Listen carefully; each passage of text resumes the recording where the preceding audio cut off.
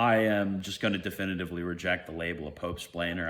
I don't really want anything to do with that crowd because not because I have changed my views around the Second Vatican Council or the post-conciliar popes or anything like that, but because I think that it doesn't actually achieve its stated purpose. Because the purpose of explaining what the Pope says is for the salvation of souls. You have somebody who comes up to you, they're having a difficulty about, something Vatican II says or something that, St. Paul VI says or whoever else.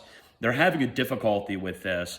And what you are trying to do is you are trying to help that person not fall into despair, not fall into heresy, apostasy, whatever other bad reactions they could have to reading this or that document. Like, you are meant to explain it to them in such a way as you can reasonably expect that they will be spiritually benefited by what you're saying. But it seems like the way in which this happens now is that the explanations given are not actually tempered by the subordination to that end. And I'll give you an example. So recently, TLM's shut down, just not a good pastoral decision. A lot of people really hurting right now. And the response that a lot of people want to have is they want to explain the intricacies of liturgical law, like how the Pope and how bishops relate in canon law to the way in which the liturgy is done. And honestly, if that's your first reaction to somebody who is genuinely struggling over a lot of this stuff, you're kind of an idiot.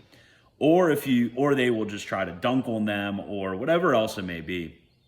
And if this is a person in good faith, a person who is a person of goodwill, that's just honestly a demonic response to this person. And really, the response that one should have should be tempered by prudence, whatever is going to actually best achieve the salvation of that person's soul. So sometimes Popesplaining is not the answer. The Popesplainers think that's the only tool they can use, explaining the case to somebody. And apparently, if they just see it in a certain light, they're all of a sudden going to stop with this difficulty. Sometimes explaining the case just isn't what you need to do. Sometimes you actually need to look at the moral and spiritual implications. Look at the ways in which these bad thoughts and bad affections in somebody's soul could be used to actually help them in the path to holiness. Give them examples of various saints who are suffering and who have suffered in the church from bad relationships with the hierarchy. That's what you should do if you want somebody's soul to be saved.